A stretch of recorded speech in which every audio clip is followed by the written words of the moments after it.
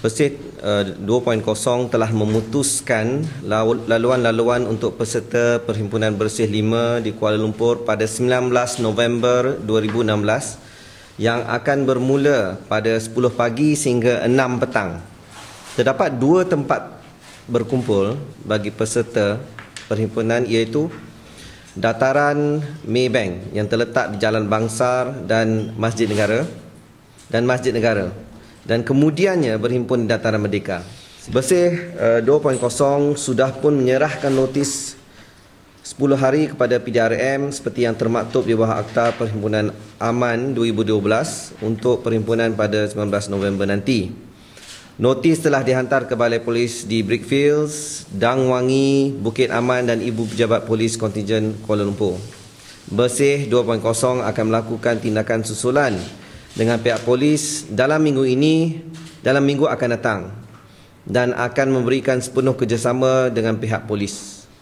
Kami berharap pihak polis akan bekerjasama dengan kami dan menyediakan anggota dan keselamatan pada 19 November nanti.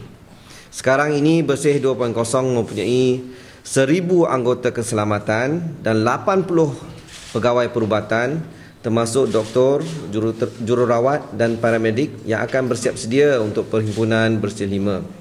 Perhimpunan Bersih 5 ini dibuat sebagai satu respon kepada krisis politik yang dibawa oleh skandal 1MDB. Bersih melihat ini sebagai satu kegagalan dalam sistem demokratik negara dan mencadangkan 5 tuntutan untuk pembaharuan dalam institusi negara. Ia adalah 1. Pilihan raya bersih, 2. Kerajaan bersih, 3. Kukuhkan demokrasi berparlimen, 4. Hak membantah dan 5. Memperkasa Sabah dan Sarawak. Bersih 2.0 menggesa rakyat Malaysia bersama-sama untuk menyertai Perhimpunan Bersih 5. Tidak turun membantah bukan lagi satu pilihan.